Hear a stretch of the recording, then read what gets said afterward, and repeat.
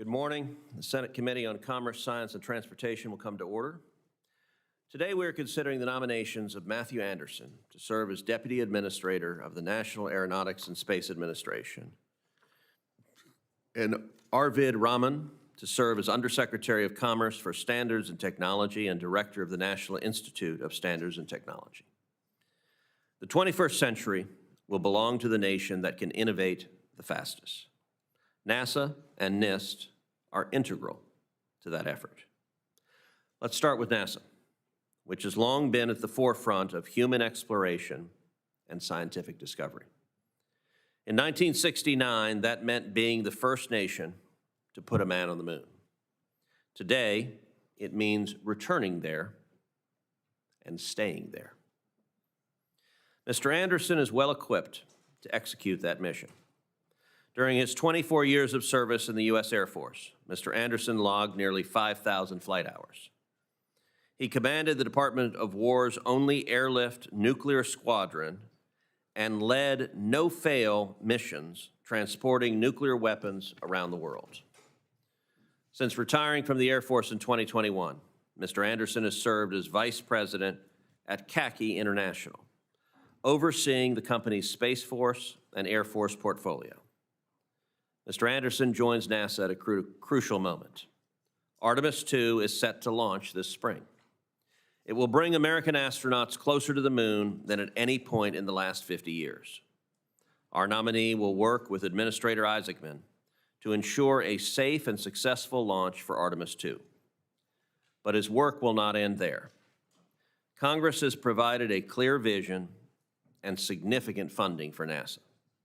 The Working Families Tax Cut Act committed nearly $10 billion to specific components of the space program, giving NASA the resources it needs to lead in low Earth orbit and to explore deep space.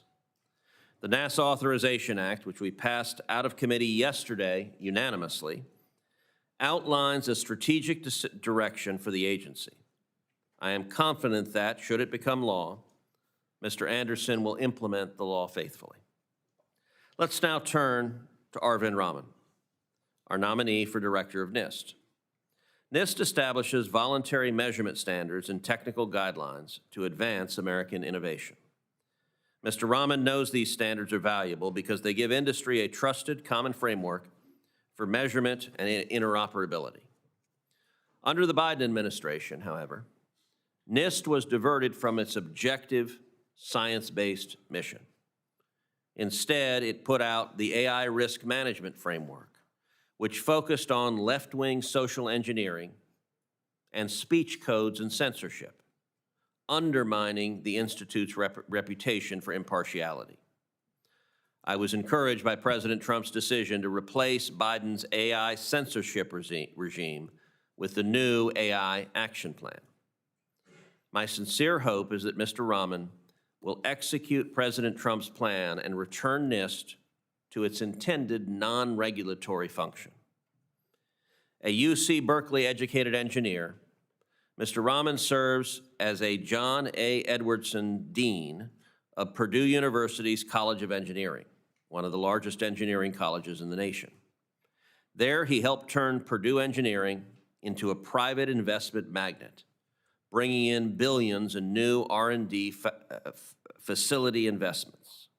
At NIST, he can apply these skills to advance American industry by supporting the measurement standards, research, and technology that underpin it. I look forward to hearing from both of today's nominees and learning how they will advance American interests in outer space and at home. I now turn to Ranking Member Cantwell for her opening remarks. Thank you, Mr. Chairman, and thank you to both of our nominees for their willingness to serve. Dr. Raman, you are nominated to be the Undersecretary of Commerce for Standards Technology and to lead the National Institute for Standards and Technology. I think sometimes our colleagues don't fully understand how voluntary standards usually set by NIST are the essence of bringing people together so that we can move forward faster based on those standards. So I look forward to hearing how you think that the research and standard setting at NIST help fuel the innovation that supports manufacturing, sets the gold standard for frameworks, best practices, ensures the United States continues to lead in science and technology. NIST has a critical role to play in setting those standards across technologies that will define America competitiveness for the next generation: biotechnology, quantum computing, artificial intelligence. And getting those standards right is about ensuring that American industry has clarity and confidence, and that we play this role so that we can continue to dominate on standard setting around the globe as well. That is why Senator Young and I have introduced the bipartisan Future of AI Innovation Act to authorize NIST Center for AI Standards and Innovation to develop those voluntary guidelines for AI and conduct rigorous testing that will ensure the United States leads AI for generations to come. And federal AI policy must ensure that these technologies meet the highest standards of trust, reliability, and consumer safety. I also introduced the National Quantum Initiative reauthorization with Senator Young to keep the U.S. competitive in quantum science and technology there for us and helping develop a workforce. So look forward to hearing your thoughts on that. NIST is at the intersection of all those priorities. NIST also administers the bipartisan Chips and Science Investment to promote enduring global leadership in semiconductors. This includes $1.1 billion for R&D to help reshore semiconductor manufacturing, train semiconductor workforce, bridge the lab to fab gap to accelerate innovation across those ecosystems. And semiconductor innovation is the foundation of who will win the future in AI and quantum computing and other critical technologies. Unfortunately, the Department of Commerce under Secretary Lutnick has, in my opinion, caused confusion and created needless uncertainty at NIST. Last year, the Secretary abruptly canceled $7.4 billion R&D investment in nonprofit called NatCast under questionable circumstances. NatCast was charged with operating the National Semiconductor Technology Center, which Congress required by law to operate as a public-private consortium to better integrate R&D and workforce across the semiconductor ecosystem. As of September 2025, NatCast has recruited more than 200 members across academia, industry, nonprofits to secure the future of R&D in the United States. In the wake of Secretary Lutnick's abrupt decision, NIST has provided few details on how they plan to achieve Congress's challenges in the Chips and Science Act. The NIST director will need to change this lack of transparency immediately. I'm also particularly concerned about the Manufacturing Extension Partnership Program. Beginning in April, NIST has been beginning in April of last year, NIST has been withholding funds for the center across the United States. This MEP program has wide bipartisan support as a national network of go-to experts that helps small and medium-sized manufacturers enhance productivity, so I will ask you about that. In December 2025, I led a letter with 28 of my colleagues requesting a straightforward answers on NIST failures to use these funds. Finally, NIST has a broad science ecosystem with a long-drawn strength from researchers and scientists. This is really important. There are troubling reports that NIST is reversing that long standard. I'd like to hear directly from you on how you intend to approach the participation of scientists at this agency. So turning to you,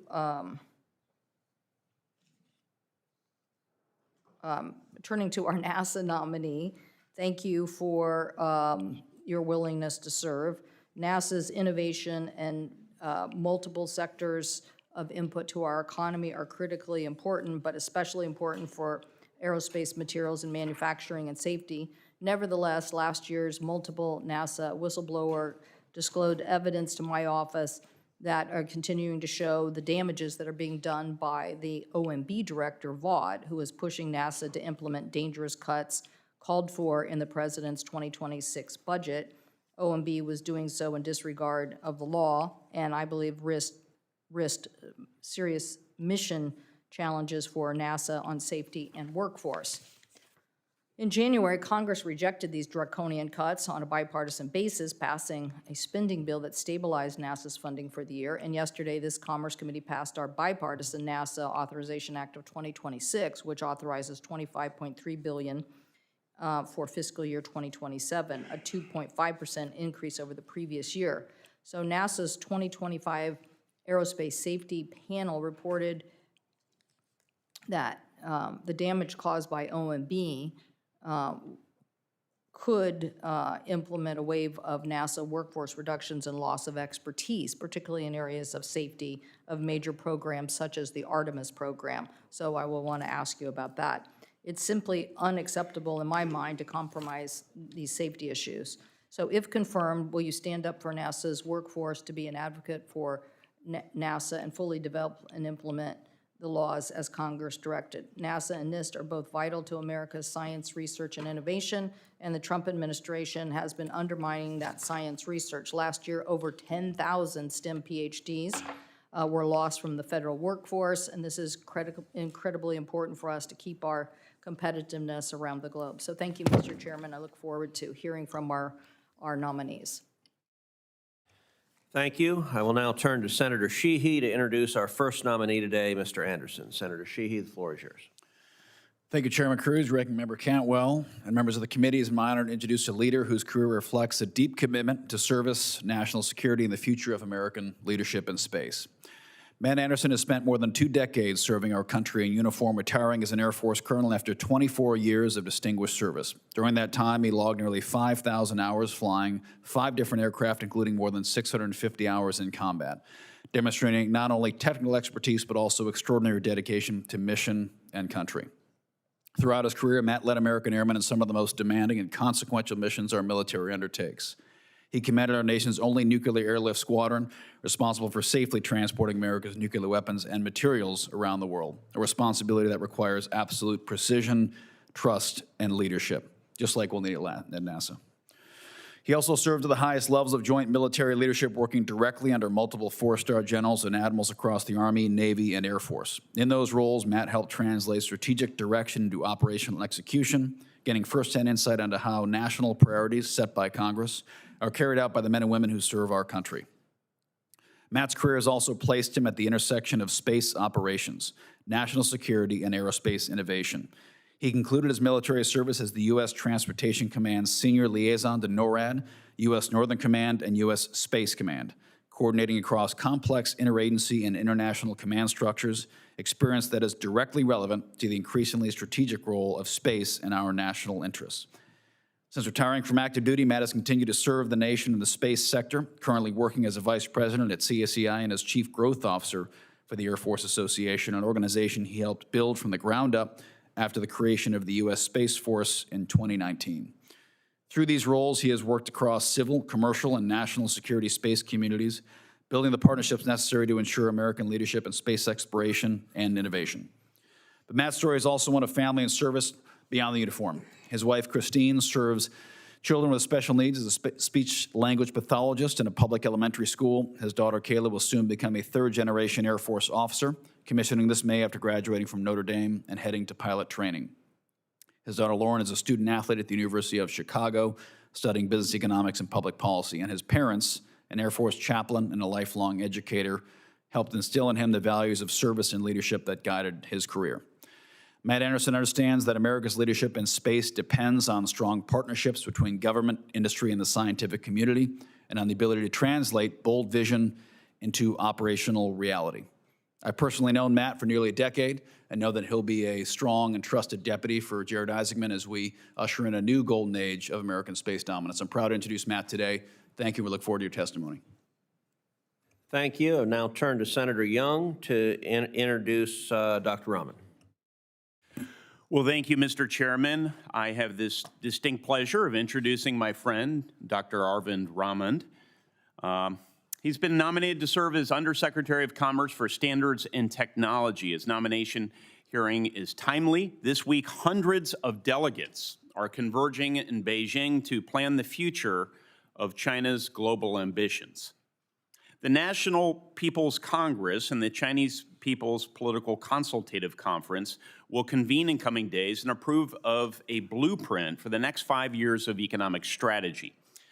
Rest assured, this will rely heavily on technological advancement and beating the United States. When it comes to the development of AI, quantum computing, biotechnology, and semiconductor production, China is nearing parity with the United States. The CCP will spend trillions more to overtake us in these technologies. In the middle of this global power competition, the role of the National Institute of Standards and Technology has never been more important. Its mission of establishing standards and testing protocols and security guidelines is critical as our innovators pioneer and our companies commercialize new technologies. In the middle of a technology race with a determined global foe, now is the worst time for NIST to lose its way. It needs leadership. Dr. Arvind Raman will provide it. Dr. Raman's career is long, distinguished, and decorated. In fact, the list of grants, awards, and recognitions he has accumulated is too exhaustive, too extensive to share here. He joined Purdue University in 2000 as an assistant professor after a rigorous education. Since April of 2023, he served as the John A. Edwardson Dean of Purdue University's College of Engineering. As dean, he oversees a $280 million annual budget, nearly 500 faculty and 500 staff, nearly 14,000 undergraduate students, and 6,000 graduate students. He's led Purdue Engineering to be one of the most successful and desirable engineering colleges in the nation. At West Lafayette, he broke new ground in nanotechnology, biomechanics, and manufacturing. His work in atomic force microscopy is particularly significant, opening up new possibilities for how doctors study the physical property of diseases, such as cancer. He set an ambitious agenda as dean of one of America's most prestigious engineering schools, focusing on AI and its potential to better societies. In his most recent assignment, Dr. Raman stressed the connection between mechanical engineering and national peace and prosperity, quite relevant. He has an eye for talent, the readiness to embrace challenges, and the understanding of the important role technology plays in sustaining democracies. And like President Trump, I'm confident Dr. Raman will make the necessary reforms that will lead NIST into the future. And beyond all of this, his story, I would say, is America's story. Arriving in Indiana from India with nothing else other than $600 and a suitcase. Through hard work and education, he's risen to the top of his field and to this nomination. If confirmed, his leadership will help secure American leadership of the technologies that will literally define the 21st century and will help ensure that America's values and not those of our adversaries define them. I trust all of my colleagues will be impressed with his testimony. I know he wishes to answer all of your questions thoroughly, and I have great confidence he will serve in distinction in this role. Mr. Chairman? I recognize Mr. Anderson for his opening remarks.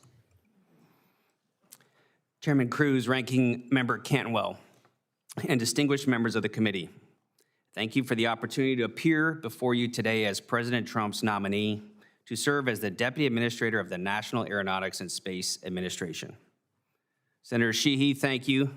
My family and I are humbled by such a kind introduction by a patriot, Navy SEAL, and senator such as yourself. I appreciate you doing that this morning. First, I want to recognize and thank my family sitting behind me, my wife, Christine, and our daughters, Kayla and Lauren. During my Air Force career, we have shared every move, every deployment, and every difficult decision. They have always been the true force multiplier for my career, and I would not be here today without their strength and sacrifice. I'd also like to thank the many family and friends who are supporting me here today. Finally, I'd like to thank the 45 aerospace companies and nonprofits who sent letters of support to this committee, advocating for me and this nomination. I do recognize I'm a newcomer, so I thought I would share a bit of my story along with my understanding of the challenges and opportunities ahead. I grew up moving around the world as the son of an Air Force chaplain and school teacher. I spent my middle school years in the Philippines and graduated from high school in New Jersey. And now I'm proud to call Colorado Springs our home. Following high school, I played 4 years of Division I soccer and majored in biology at the Air Force Academy. As you've heard, I then served more than 24 years in the United States Air Force as a pilot and commander, logging nearly 5,000 flight hours in 5 different aircraft, including 650 in combat. My passion for aeronautics and science converged when I had the privilege of piloting multiple missions to Antarctica, landing a C-17 on an ice runway, delivering scientists and critical equipment for the National Science Foundation. I also have commanded, as you heard, America's only nuclear airlift squadron, the 4th Airlift Squadron, where I proudly led airmen and personally flew America's nuclear weapons around the world. Since retiring as a colonel nearly 5 years ago, I've had the honor of working as a vice president in a 25,000-person, publicly traded national security company named CACI International. I'd like to thank CEO John Mengucci and Chief of Staff Dan Walsh for their mentorship and for being here today. Over 6 years ago, 1 month before President Trump signed the United States Space Force into law, I helped create and grow the Space Force Association. Since that day, I have served as the Chief Operating Officer and currently still serve as the Chief Growth Officer to support our nation's guardians and national security space community. I'd like to thank SFA founder Bill Wolf and CEO Damon Feltman for their continued mentorship. That brings me to leadership. If we've learned anything from Administrator Isaacman's first 2 months on the job, it's that bold leadership matters. I've been very fortunate to lead large organizations in my career. I've proudly certified, but also had to decertify Air Force pilots who didn't meet the high standards our nation demands. I've proudly commissioned hundreds of Air Force Academy cadets as officers, but also had to remove cadets from the Academy who didn't meet the required high standards. If confirmed, I will reinforce the culture of safety, accountability, and transparency that Administrator Isaacman has recently outlined to NASA as well as the American public. President Trump has given NASA clear direction through the National Space Policy. That policy sets a bold but achievable course: return American astronauts to the lunar surface by the end of 2028, establish a lasting presence on the moon, prepare for human missions to Mars, and accelerate the growth of a vibrant commercial economy on orbit.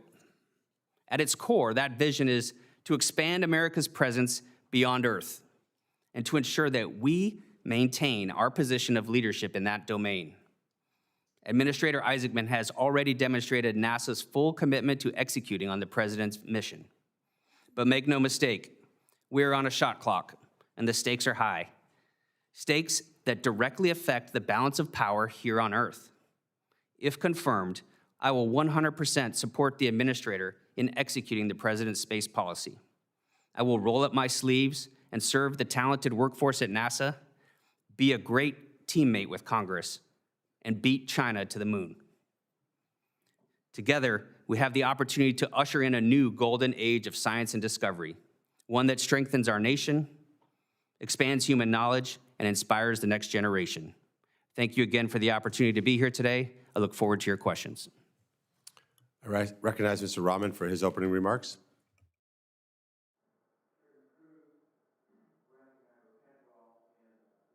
Members of this, Tech support. Chairman Cruz, Ranking Member Cantwell, and distinguished members of this Senate committee. I would like to thank President Trump for this nomination, Secretary Lutnick for his confidence in me, and all of you for considering this nomination. It is indeed a tremendous honor to appear here before you today. I would also like to thank my family, my wife and son. My wife, Laura, is right here, as are some close friends of ours. I have been at Purdue University as a faculty member for 26 years, teaching engineering and doing research on nanoscale science, technology, and dynamic systems. I also serve as the John A. Edwardson Dean of the College of Engineering at Purdue University, the cradle of astronauts, where thanks to the support of our trustees and president, we now confer more engineering degrees annually than any other university in the country. We've kept tuition frozen for 14 years and counting, and we're ranked in the top 5 nationally amongst engineering programs, constantly innovating to maximize affordability, scale, and excellence. I first came to the United States, as Senator Young pointed out, 35 years ago from India, actually to study engineering at Purdue University. I only had a few dollars in my $100 in my pocket at the time, and my first paycheck as a research assistant wasn't going to happen until a while later. I survived thanks to a loan the university gave to students like me who did not have any credit history, and thanks to the Goodwill store. And today, I'm the Dean of Engineering at that great institution. And then after I completed my PhD and joined Purdue University 26 years ago as a faculty member, I started doing research in nanotechnology. And I had a chance early in my career to actually spend a month at NIST doing some really difficult experiments in the laboratory. The start of many fruitful collaborations with NIST. And today, thanks to President Trump and Secretary Lutnick, I'm being considered for directorship of NIST. Where else are such stories even possible than in this, the greatest nation on earth? And even as our great nation celebrates its 250th birthday, it is a happy coincidence that NIST will be celebrating its 125th. For half of our republic's existence, NIST has been foundational to advancing American industrial competitiveness.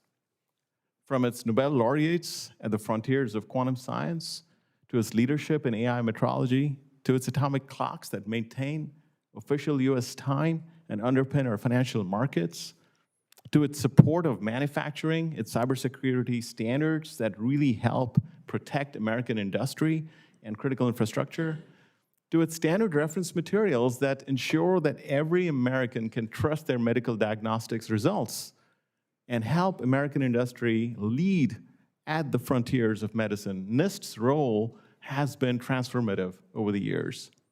If confirmed, I look forward to working with all of you to help write the next chapter for NIST, that of maximum American innovation, enabled by accelerating technology innovation in partnership with industries, with entrepreneurs, with stakeholders, in championing trusted technology standards globally so that American technology can scale and reach wider markets, and really in helping American industry adopt these advanced technologies so that innovation begets innovation in a virtuous cycle for economic growth.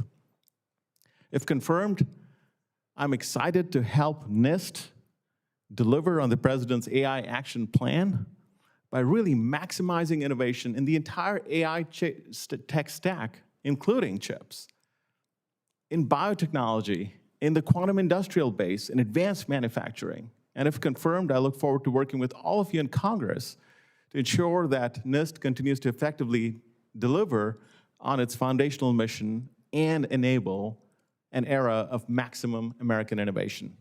Thank you so much. Thank you. I recognize the ranking member for her questions. Thank you, Mr. Chairman. I think I'm going to start on the NASA side. Mr. Anderson, there is a major race going on for the United States to continue to compete in next-generation aerospace technology. Part of NASA's leadership is in a high-rate composite aircraft manufacturing project that develops advanced composites and makes sure that we have lighter, more fuel-efficient planes, ensuring next-generation competitiveness. This is something my colleagues from Idaho and I have worked on. It's an ambitious goal, but it certainly is something that NASA and space also depend on too, because we have to become more fuel efficient all the time. So will you support this HiCam program at NASA and support competitive technologies like the Advanced Aerospace Materials Manufacturing Tech Hub? Yes, Senator. Great. I appreciate Administrator Isaacman's support for, a competition for 2 lunar landers. If confirmed, will you support this competition and award process to whichever, providers win the competition? Yes, Senator. Great. Once we return to the moon, and I'm assuming you agree with the legislation that we just passed out here yesterday that we have to go faster, how can this committee help to achieve those 2028 landings? Senator, thanks for that question. And I think you alluded to what I was exactly going to say is I think what we're looking at right now is a perfect alignment between the administration, this committee demonstrated from what happened yesterday by a unanimous consent, bipartisan consent for NASA, that we have a challenger, a geopolitical rival in China that requires cooperation between all whole of government parts, and it supports the president's national space policy. And I look forward to joining the administrator and helping this committee pursue those goals. Thank you. Turning to you, Dr. Raman, you know, I said in my opening comment about NIST and standards setting, it really is an accelerant, isn't that correct? Yes. I think sometimes we get into disputes here because somebody thinks that we're setting regulations, when in reality, the most important aspect of NIST is the standard setting that allows whatever. It could have been electricity, it could have been anything, but it's the standard setting that helps accelerate the competitiveness of our nation. Is that?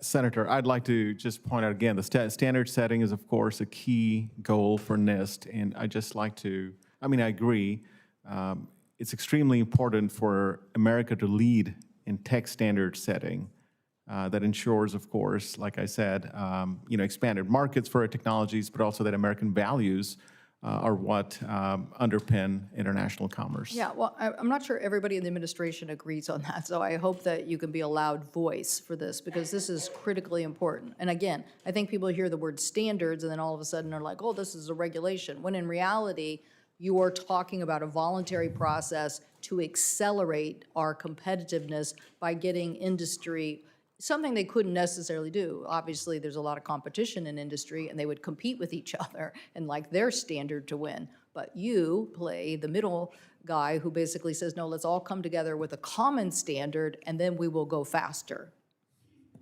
So you will play that role within NIST. Yes, I will. Proudly play that role. Yes, I will. Okay. So now let's get to, because I'm sure this won't be the last of this debate as it relates to standards, because somebody's going to, again, claim that this is some sort of regulatory process. And I just, will you support the manufacturing extension programs that are in law and under NIST? Senator, thank you for that question. I'm fully committed to this administration's priorities to reindustrialize America, bring manufacturing back, just as you've been very supportive of this, Senator. At Purdue, we've done a lot within our state of Indiana for this as well. It's the state with the highest concentration of manufacturing jobs. And so this is very near and dear to us. That being said, I am aware that there have been some IG concerns regarding the, extension program. I got one more question, and I only have a few seconds left. But just tell me, do you support the manufacturing extension program? Senator, I don't know. I don't know the specifics of, your comments earlier about, what has happened, what has not happened. But do you I'm think it's a good supportive of idea manufacturing. Okay, do you think it's a good idea to have a program at NIST that you'll be in charge of that is called manufacturing extension? I'm very supportive of whatever we can do to make sure advanced manufacturing moves ahead here in America in whatever way possible. I just don't know the specifics. We'll have to get a crisper answer for the record from you. Okay, what about NIST telling us what if confirmed, will you commit to determining the impact of the agency's policy on CHIPS and science and giving us a full accounting of how we're going to meet the goals of the CHIPS and Science Act that you're responsible for? No, thank you for that question, Senator. Again, as I said in my remarks, the entire AI tech stack advancing America's leadership in chips, both in manufacturing and at the critical edge of next generation chips, will be a high priority for us. And I intend to work with this committee in Congress to make sure whatever resources you provide, that we use it most effectively to make that happen. Okay, so we'll ask for, this is like an accounting, because we're not getting that out of the current administration. And then the last point is just on this equity stipulation as part of this broad agency announcement that stipulates that applicants may be required to issue the department equity warrants, licenses to the intellectual property, royalty, and revenue sharing. Again, Senator, I don't know the details and specifics of this, so read a little more but for the about, future. read a little bit more about that and give us an answer. So again, you're going to head this organization. We want to hear your views about those policies because they're pretty big policies. We think the agency's making some pretty big mistakes. We want to know what your philosophy is. Thank you, Mr. Chairman. Thank you. Mr. Anderson, how critical is nuclear fission surface power to achieving a sustained presence on the moon? And what milestones must NASA meet in the next few years to ensure the United States, not China, is the first to field reliable lunar power infrastructure? Senator, thank you for that question. I think it's a perfect example. Nuclear propulsion and nuclear power is exactly where NASA should be focused on. This is an example of a game-changing technology that, as we look at our geopolitical rival in China, and how do you move the needle? How do you get to President Trump's goal of returning American astronauts to the moon by 2028? Start building a moon base, and then, as the space policy talks about, and then we're moving on to Mars. And if you think about nuclear power and propulsion, that's how you do that. We have to stay ahead of the Chinese in this sense, in this area. And I think as we look at NASA and what should we be doing compared to, a lot of people talk about the commercial space industry, this is a great example of today's challenge where we put hard-earned taxpayer dollars towards a technology that will actually change the game. And then if it's ready, which nuclear right now is definitely not ready for a commercial partner, then you hand it over and let the American free enterprise take over. That's right. And where in NASA's orbit is nuclear research Senator, happening at scale and in a world-class way? Senator, that is at a center very close and near and dear to your heart that we talked about the other day in Ohio. Thank you. Thank you. Just want to make sure. Speaking of Ohio, the Armstrong Test Facility in Sandusky has unique capabilities to simulate hypersonic flight conditions in high-altitude rocket testing environments. You're a former colonel in the Air Force. How do you believe NASA and DoD can work together to achieve President Trump's national security objectives, such as the Golden Dome? Sir, it's a great question, and I think this is a good example how it's a whole-of-government approach that the entire United States of America needs to focus on this competitor in China, not only in space, but economically, things like hypersonics, Golden Dome, defense of the homeland. I think they're all interrelated. I think NASA in particular, if you look at our history dating back to the Apollo era of the 60s and early 70s, look at the technologies that have been born from that as we look at F-22 thrust vectoring, stealth technology on our bombers, our fighters. I think that's, hypersonics is now, this generation's version of that. Great. And you, can you commit to visiting the center within 60, 90 days of your confirmation? Yes, Senator. Thank you. Turning over to you, Dr. Raman, and kind of taking off of the questions that the ranking member asked. Ohio's manufacturing extension partnership for decades, quite frankly, as long as I've been in Cleveland, has supported 14,000 manufacturing businesses across the state through 6 nonprofit centers. These centers help small and medium-sized manufacturers modernize operations, adopt new technologies, strengthen supply chains, and stay competitive. I can tell you firsthand, as somebody who is in the business ecosystem, these are really important operations. Unfortunately, and quite frankly, disappointingly, because I've not heard proper justification, NIST froze $6.1 million in federal funding for all of Ohio's MEP programs. Those federal dollars were matched with state funding, and that freeze triggered a total loss of almost $15 million. An almost complete wipeout of these centers. They had to lay off virtually their entire staff. Rebuilding that is going to be very, very difficult. And like I said, I will say this. I have a great relationship with the Commerce Department from Secretary Lutnick on down, but in this particular case, I've gotten almost no information on what's actually going on, which has been very disappointing. Supposedly there's an audit out there, but yet there's nothing public to provide those detailed funding. Findings. The MEP model, by the way, is not fully federally funded. As I mentioned, there's state funds, but there's also private funding. So let me just kind of I want you to be clearer than you were with the ranking member. Do you support the MEP model? This is not about the audit. Just in general, do you support the model of MEP? Thank you, Senator. A really important question. As you know, we have a MEP program for our state in Indiana that runs through Purdue University as well. I know MEP programs as broad partisan support. They've done a lot of good. At the same time, like I mentioned, there are concerns from the IG reports. No, but differently. But you support the model. You support. Remember, Ohio State's still a low raw at Indiana for what you guys did to us. But so I'm just to be clear. Do you support the model? That's a yes or no. Do you think the model works or the model doesn't work? I think a lot of MEP programs have done a lot of good work, for sure. Okay. I'm not sure that that's a yes. We'll have to explore that one. But I also want to make certain that you're committed to reviewing the funding freeze and working to reestablish and reinstate that funding for these centers once these audit findings are resolved. So assuming the audit findings are resolved, can I get your commitment to restore the funding for these MEP programs at Ohio? Yes. Okay, that's very, very important. And you obviously support continuing these programs as part of NIST missions to strengthen U.S. manufacturing. Senator, like I said, I'm fully committed to advancing manufacturing and reindustrialization in America. And whatever resources Congress provides NIST to do so, I'll make sure that we do our very best to make full utilization of those resources to advance manufacturing in America. I'm fully committed to that. Okay, let's get that done sooner than later. I recognize Senator from New Jersey. Thank you. Dr. Raman, I want to just continue off of what my colleague just asked about. I think you're hearing strong bipartisan support for the Manufacturing Extension Partnership Program. And you raised some concerns about an OIG report. Can you give me your sense of what the concerns were that were raised in the report? What is it that's lingering in your mind here? Senator, I have not had a chance to do a deep dive into those things. I'm just, from the outside, I'm not in the position yet.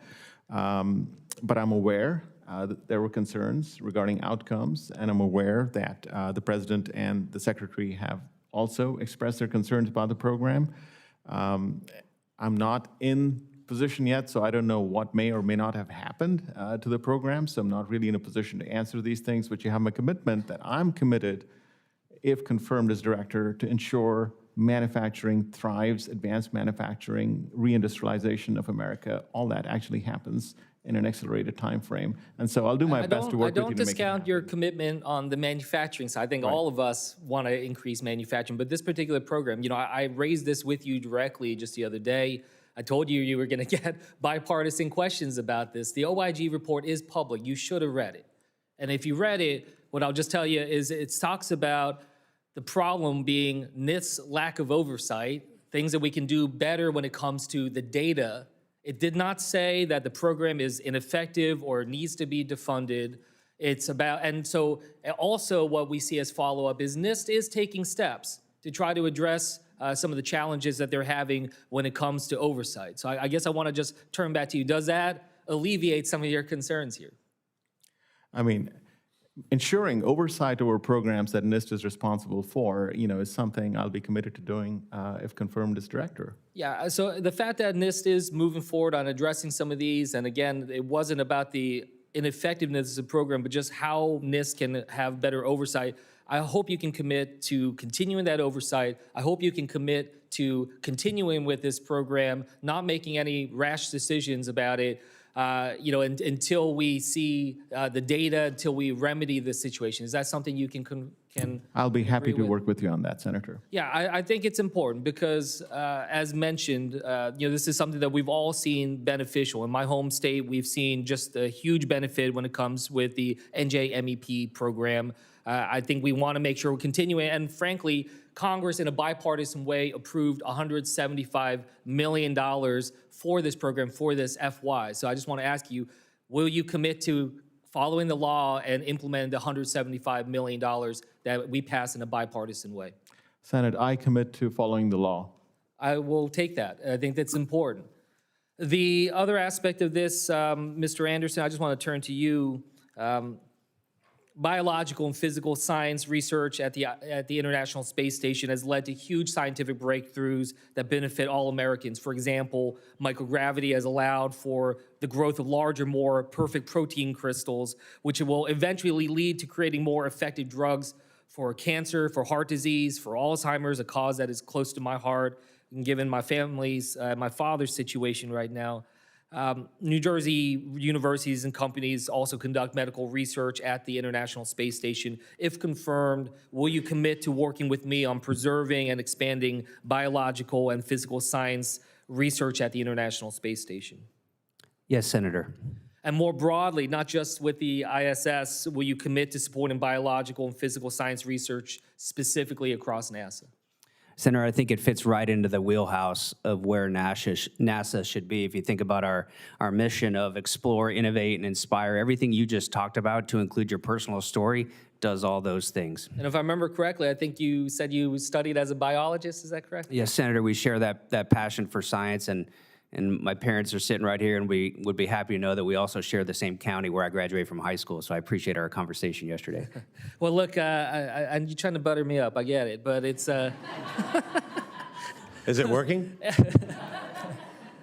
I will say, if you follow through on that commitment to following through on the science, then it's working, because it's so important, and there's so much at stake here. And I get it, there's a lot of dynamics that are happening with the greater commercialization in space, and there are a lot of national security issues that you and I both understand about space that we need to take seriously. But I really think we need to reassert the importance of science, basic science research writ large, and then science research, and I just want to once again ask for your commitment on that. Yes, Senator. Okay, thank you, and with that, I'll yield back. I recognize Senator Young. Well, thank you, Mr. Chairman. Throughout different hearings, this committee's held we've seen a common theme. I've focused on in many of those hearings how the federal government can better support research, development, and the innovation of critical domains such as AI, biotech, and quantum computing. AI is a technology we know with tremendous potential to revolutionize seemingly every facet of our country, but we're only going to realize the benefits of this revolution if we maintain our leadership of the technology. So it's imperative that we do this, and this is not only technology policy, as I say time and time again, this is national security policy, this is economic security policy. And one way the federal government is doing its part to support American AI innovation is through NIST, as well as the Center for AI Standards and Innovation, an entity that I'm working to codify through my legislation, the Future of AI Innovation Act, with Senator Cantwell. To that end, Dr. Raman, could you tell us about the impact of the standards that NIST and CAISA develop, and with that, how standard setting translates into economic benefits for Americans? Senator, very important question. Thank you for that question. Let me start with the More second important part. is, how do we say the acronym for the newly styled Center for AI Security and Innovation? But anyway, you can include that in your response as well. Standards and innovation. Yeah, okay. Yes, there we go. Casey. Thank you for that question, Senator. I'll take the second part first, about the importance of American leadership of trusted tech standards globally. This is such a crucial issue.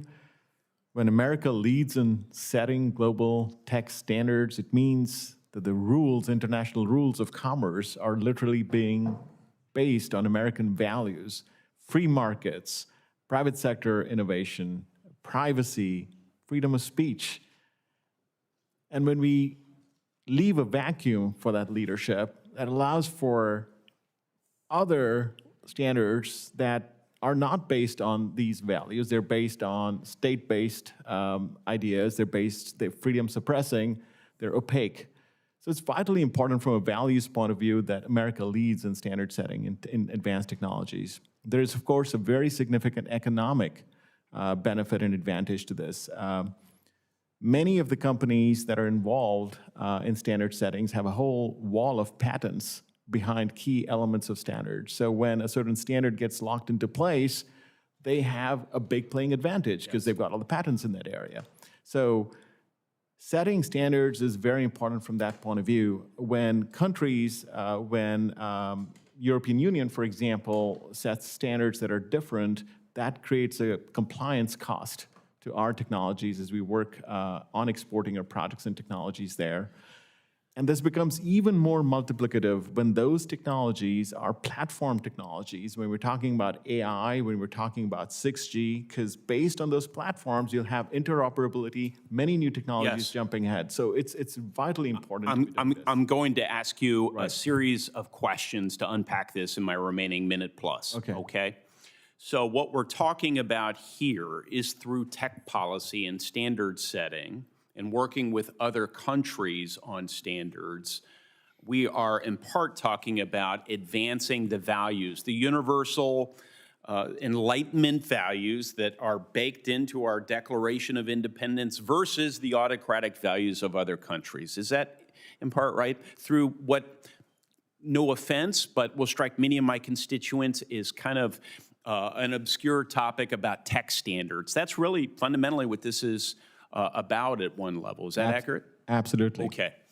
And then your job will involve interfacing after standards development with stakeholders here in the United States, interfacing also with leaders in other countries, in our trade representative's office, and others to ensure that we either are able to ensure other countries recognize our standards or harmonize standards with other friendly sort of partner countries, right? Yes. And then let me go even further and ask, our primary adversary, I think most Americans would regard as the People's Republic of China. And they have an export-oriented economy. And if we can, through standard setting and negotiation and digital trade policy, if we can lock in free world standards, then this export-oriented economy of the People's Republic of China is going to either have to fully adopt our standards to export technology in the 21st century, Enlightenment value, Declaration of Independence standards, or they're going to have a bifurcated economy, which would be highly inefficient and non-competitive, where they produce two types of standards, one for the domestic, autocratic sort of audience, and then another for most of the rest of the world. Is that vision flawed in any way that I've just articulated? I 100% agree with that vision, Senator. Well, I'm 100% going to vote for you then. So thank you. Mr. Chairman? Recognize the senator from Michigan. Thank you, Senator. Dr. Raman, I know some of my colleagues, including Senator Moreno from Ohio and others, have brought up the Manufacturing Extension Partnership Program to you and have discussed aspects of it. I'm going to argue that it has certainly been an incredibly successful program since it's been implemented. In fact, I think it's probably a lifeline to many small and medium-sized manufacturers, and I hope you would agree that manufacturing is the lifeblood of this country. You cannot be a great country if you don't actually make things, and a lot of that is done at with small and medium companies, not just the very large ones. In fact, in my home state of Michigan, MEP, which is the Michigan Manufacturing Tech Center, its record is clear. It's saved small manufacturers in our state over $25 million just in the past year. They provided training to over 4,400 individuals and service to over 300 companies. Basically, they help companies, as you may know, adopt advanced manufacturing technologies that improve efficiency as well as cybersecurity and a whole host of emerging technology issues. They've created databases to help solve critical supply chain issues, do business consultations to help small businesses streamline their operations. They address skills gaps, recruit and retain talent. In fact, I even have a list here in front of me, just an idea of some of their classes that they offer. They have courses like leveraging AI for competitive advantage, AI for quality control and assurance, AI for supply chain optimization, and go on. It's quite an extensive list of coursework that make sure that folks are on the cutting edge of technology. That's why, given all this and the success that we've seen, and I think in a bipartisan way, my colleagues have seen this in their home states, I've been confused as well as disturbed by this administration's repeated attempts to basically dismantle this program. I would hope this administration cares about manufacturing. I would hope they care about small to medium businesses. And when you have a program that works, you should build on that success instead of tear it down. So fortunately, in response to these efforts, I'm happy to say that we passed bipartisan language in the most recent spending bill that directs NIST to ensure that all 51 centers are promptly and fully funded. And again, that was broad bipartisan support in the appropriations bill. So my question for you, sir, is if confirmed, will you commit to executing the MEP program as directed by statute without reorganizing or redirecting its funds to support other initiatives within the NIST?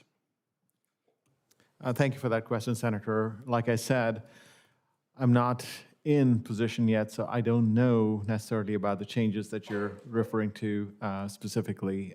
There are no changes. We're funding these institutions. So you don't know the details. You're not there now. I get it. Right. So you don't understand the details, and I respect that. But you do believe that that NIST should follow the law. Would you agree that they should follow the law, or is the law up for your negotiation or your? I will follow the law if confirmed as director of NIST. Of course, Senator. So the appropriations bill is the law of the land, passed by Congress in a bipartisan way. So you're saying you will follow. I want to hear out of your words that you will follow the law, that you will fund these programs promptly and as directed by Congress. You don't get to second guess it. It's not about your personal views. I respect your personal views, but when you follow the law, you follow the law. You don't get a chance to do that. So I'll ask it again. If confirmed, will you commit to executing MEP program as directed by statute without doing any kind of reorganization or other kinds of fancy footwork to try to get around it? I will follow the Just a law, yes or no? Senator. Yes, I will follow the law. So you will follow the law. Great. Thank you. Dr. Raman, I was also glad to see that you updated your response to this committee's questionnaire last night to note that you are now actually committing to respond to requests for information from ranking and minority members of the congressional committees without reservation. In that response, when that question was asked, it was a whole lot of legalese. Basically, it was trying to avoid answering the question, but I want you to confirm here today, in front of all of the committee, that if a ranking member Cantwell or a minority member of this committee makes an oversight request of NIST, you will comply. Yes. Very good.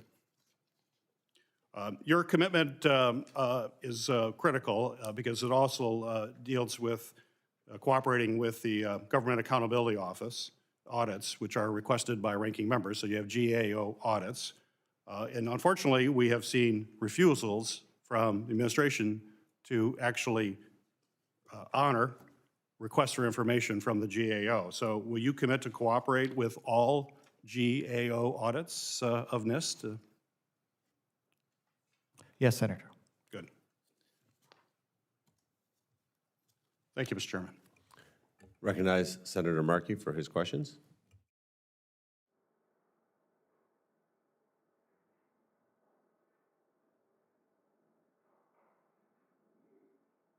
Thank you, Mr. Chairman, very much, and thanks to witnesses for being here. Last week, we saw a chilling scene play out in the American tech sector. The Department of Defense waged a 2 weeks-long intimidation campaign against an American AI company, Anthropic, which has deployed its AI models in classified DoD systems and asked for 2 reasonable limitations on use of its AI model: no mass domestic surveillance and no autonomous weapons. In response, last Friday, Secretary Hegseth posted on X that the Department of Defense would not only terminate its contract with Anthropic, but would also designate the company as a supply chain risk and direct all DoD contractors to immediately sever any commercial relationships with the company. That's Godfather Part 1 stuff. Given that 80% of Anthropic's revenue comes from its business customers, this designation is an attempt to destroy Anthropic altogether. Or as a former senior Trump AI official put it, this is an attempted corporate murder. So, Mr. Raman, today you have been vocal about the importance of American leadership in technology. Should the U.S. government be attempting to destroy American AI companies because they refuse to agree to certain contractual terms? Senator, thank you for that question. As I said in my opening remarks, I'm fully committed to helping NIST deliver on the President's AI Action Plan.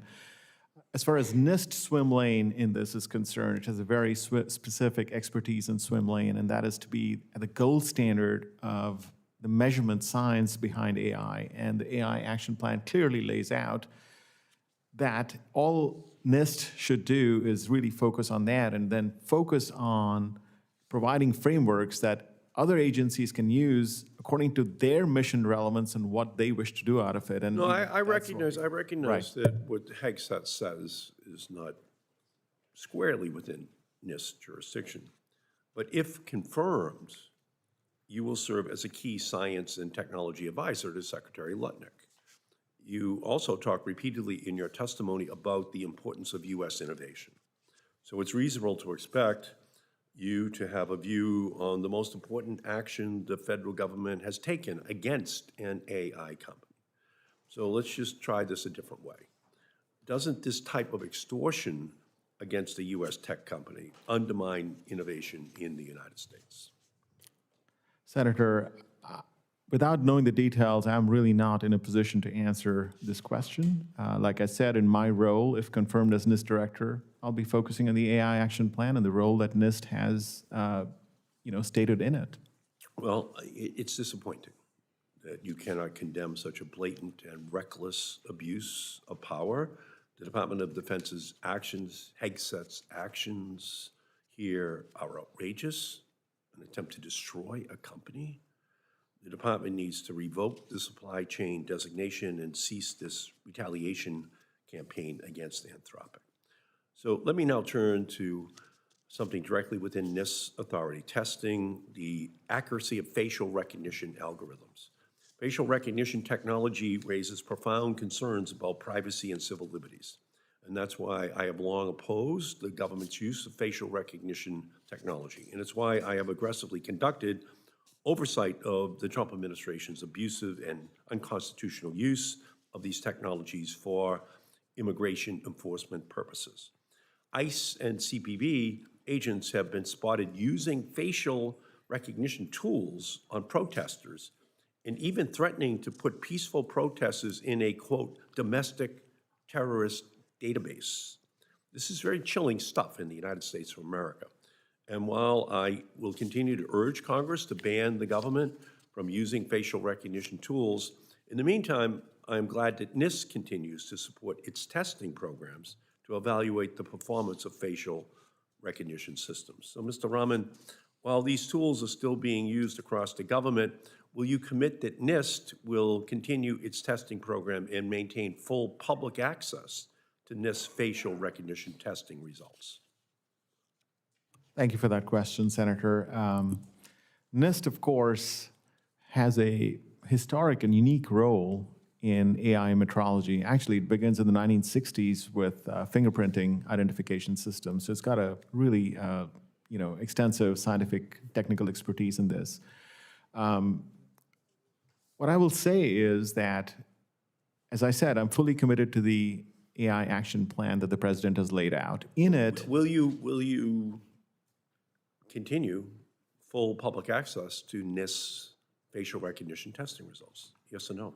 Senator, I'm not aware exactly of what the status of that particular tool is, but we, rest assured that if confirmed, I will really leaning in to make sure that NIST continues its leadership in metrology of AI systems. Well, again, I'm disappointed in that answer as well, because I'm not getting a clear answer from you on that issue. And at the same time, the American people are actually experiencing the consequences of this technology being deployed in our country. And I'm going to continue to sound the alarm on this, because I just think that we cannot allow policies that are fundamentally turning this into an Orwellian nation can continue to be developed and deployed without a full debate in our country. Thank you, Mr. Chairman. So just some follow-up questions. Mr. Anderson, can you talk about what your experience is now with the morale and within NASA? How are they feeling about their mission and their future, and how motivated are they to beat back the Chinese? Yes, Senator, it's hard to tell on the morale of the organization. I'm not in right now, but I appreciate your question. I'm just watching it, publicly as well, and I see Administrator Isaacman's first 2 months where he visited every center. I saw some senators, thousands of people were coming in on the weekends to meet their new administrator, eating up to 6,000 donuts and coffee. And I see almost every Sunday morning he's flying employees of the week, essentially, in fighter aircraft, improving the morale. And I think he's just really hitting in on that third tenet of inspiring that NASA takes so seriously. So while I can't speak it, from the outside, it looks like it's on the upward trend. And as your experience, having been a colonel at the Air Force, how important is that? How important is that motivation, that feeling of mission to success, especially for extraordinarily complicated missions like what NASA is going to undertake? Senator, I think it's absolutely critical. And the best organizations, whether it's The Ohio State University in football, the military, NASA. Too soon. Yeah. Anytime a leader can focus the group on the mission, everything else takes care of itself. Okay, perfect. And I think to both of you guys, I'd say maybe just a brief question, maybe statement, and I think you'd see maybe this in a bipartisan way. Just a very, very simple question for both of you. If members of the United States Senate, specifically of the United States Commerce Committee, send your office a request for information, can I get your commitment that you respond quickly and efficiently? Yes. Yes, Senator. Okay. I think that's critical. And I think what you're hearing with the frustration around MEP is just a lack of at least answers of what's going on. I think that solves a lot of problems. And obviously, just for you, Dr. Raman, because you got asked some series of questions, to clarify, you're not in the role today, correct? Correct. So there's no way for you to know the details of anything within the organization today, correct? Correct. So the questions that were asked were more generally speaking about what you would do when you're there. And of course, like anybody nominated by President Trump, you will follow the law to the letter of the law, correct? Correct. And you will not inject your personal point of view on what the legislation clearly directs you to do, correct? Correct. And Mr. Anderson, the same with you, obviously. You saw there's enormous bipartisan support here for NASA, and I hope that sends a message also to everybody at NASA that we support them, we want them to win. And in your case, the same way, whatever appropriations we're doing, whatever we put in pen and paper to law, you will follow that as well, and I know the administrator does. Yes, Senator, I always follow the law. Perfect. And since the walk from the Capitol to Russell is going to take another minute or so, is there anything that you would like to add that you haven't been asked in the last few minutes? No, Senator. No, that was a yes, Mr. Anderson. I was hoping you want to add anything. How about you, Dr. Raman? Is there anything that you want to talk about that would take you about 45 to 50 seconds to discuss? No, I just wanted to add my gratitude. Neither one of you are prepared to be a United States Senator, by the way, because a United States Senator can say hello and take 5 minutes. So clearly that you're not fit for politics in this case. Senator, I'm picking up what you're putting down, so I do have a few thoughts that just came to me. There you go, perfect. You are a rocket scientist. Yeah. I think the important thing to remember here, and I appreciate your words about the recent legislation, the markup yesterday, just showing support to the men and women that work so hard at NASA. They're very proud to be at NASA. And what we're about to accomplish in a couple weeks with Artemis II is historic. No other nation is going to do that. And what we just saw the administrator do and support of this committee to move Artemis' schedule left, completely change it because the mission dictated it, safety dictated it. And then how quickly this committee said, we support NASA, we support that administrator, and we support the president's national space policy. We're going to beat China to the moon. We're going to establish a moon base. And then we're moving on to Mars. We're going to innovate technologies that will change humankind. We're going to inspire the next generation. I think that is what we're seeing here from President Trump, this committee, and the administrator, and I'm looking forward to joining that team. And why do you think we had such a long period of time from the first mission to the moon happened? Sadly, I will report that it was about when I was born till now. What happened? Senator, I think we as a nation in 1961, when President Kennedy... I wasn't born in 61. Okay. I think we were in a space race that we won, but it took a whole of government, whole of nation rally behind it. We threw lots of money at it, 4.5% of our GDP. It took to get us there in 8 years. And then as it went by, as a couple years, and we get to 1972, and we've been there multiple times, and it ends with Apollo 17. And I think that's a completely different environment than we're in right now. The country lost interest. They said, okay, we've landed on the moon. Well, the mission is different right now. As the administrator has said, we're looking at Artemis 2 coming up, but it's going to be 3, 4, 5, increasing that cadence to try to get our launches to the 10-month point instead of almost as frequent as we have World Cups and Summer Olympics, 3.5, 4 years. That's where we've been at. Increasing that cadence, focusing on the mission, keeping things safe. And that is what will not only deter our adversaries and our geopolitical rivals, but we can beat them. That's fantastic. Dr. Raman, anything you want to say for a few seconds? Just to point out that the first man on the moon and the last man on the moon were Purdue astronauts. Perfect. And Yeah, I appreciate that, and just also wanted to point out that the Air Force Academy has more astronauts than Purdue. Fantastic. Touche.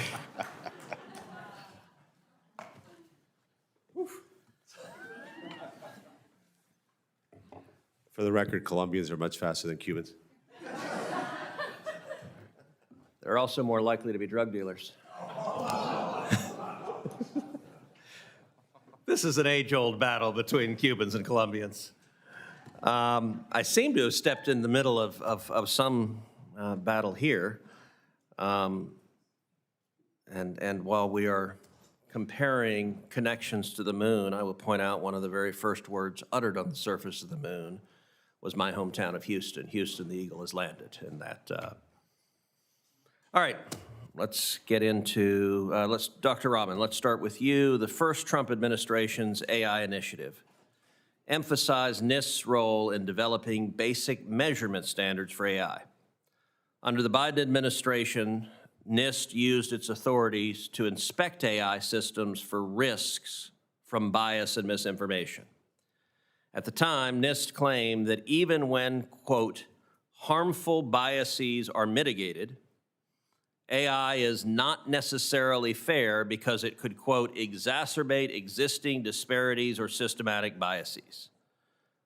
That is a Bowdlerized way of policing speech on climate change, transgenderism, immigration, and political topics.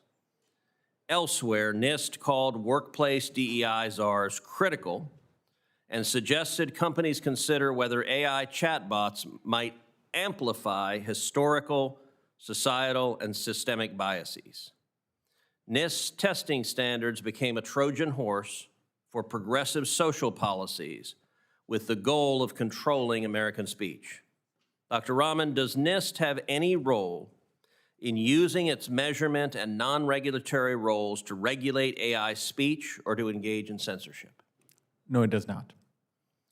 Do you commit to reorienting NIST to its apolitical mission and ensuring that it does not serve as an engine for divisive left-wing ideology, even under the guise of, quote, safety or increasing trust in technology? I do, Senator. Thank you. Do you also commit to maintaining NIST as a strictly non-regulatory agency that works through voluntary consensus-based standards? I do, Senator. Thank you. All right. NIST often touches on strategic supply chains, such as for semiconductors and critical minerals. Recently, NIST executed letters of intent whereby the federal government would take equity ownership in semiconductor and critical minerals companies, an approach that deviates from NIST's traditional role. Consider critical mineral mining, a complex, complicated industry where sometimes it takes over 20 years to discover mineral deposits, to verify them, to build the needed infrastructure, and to receive the required licenses and permits. Would you agree that federal equity deals tie up taxpayer dollars for a considerable amount of time with no guaranteed return on investment?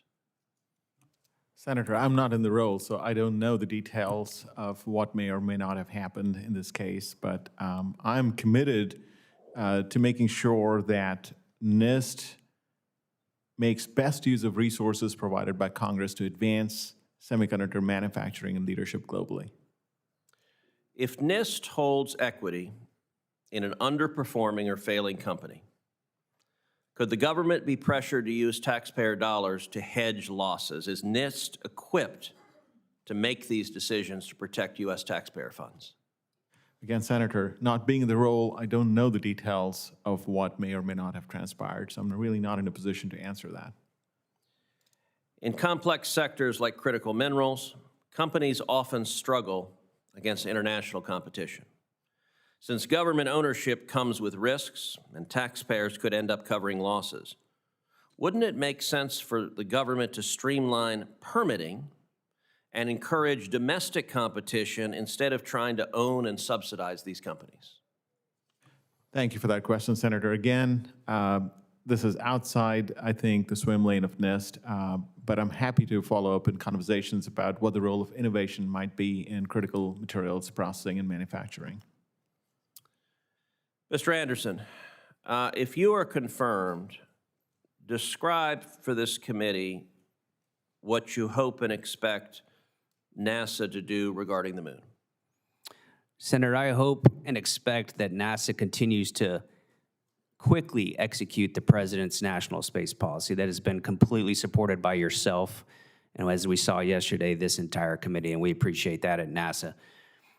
I think they expect NASA to exercise leadership, talk about space superiority. If you look at that executive order that the President laid out, it was not just national security, it was NASA. There was a whole lot of government parts to that, and there was an order from the President that said, hey, we're going to make sure American space superiority is ensured. It has been backed up by funding. It has been backed up by authorizations and appropriations, and I think that's what the American public expects. What level of priority would you put to beating China to the moon? The absolute highest priority, Senator. That would be the right answer, so I'm glad to hear it. Discuss also the importance of maintaining and keeping astronauts in low Earth orbit as we transition from the International Space Station to commercial space stations. Thank you, Senator. It's absolutely critical. The first word of the ISS is international, and that means we have a lot of partners invested in this. And it's also competition with China. Our adversary is already in low Earth orbit. We cannot cede American leadership in low Earth orbit. Well, thank you to both of the witnesses. My final question is required of all nominees. If confirmed, do you pledge to work collaboratively with this committee to provide thorough and timely responses to the committee's requests and to appear before the committee when requested? Yes. I do. Thank you. I have 45 letters of support from various organizations for the nomination of Mr. Anderson. I ask unanimous consent that these letters be inserted into the hearing record without objection, so ordered. Senators will have until the close of business on Saturday, March 7th to submit questions for the record. The nominees will have until the close of business on Tuesday, March 10th to respond to those questions. And with that, that concludes today's hearing. The committee stands adjourned.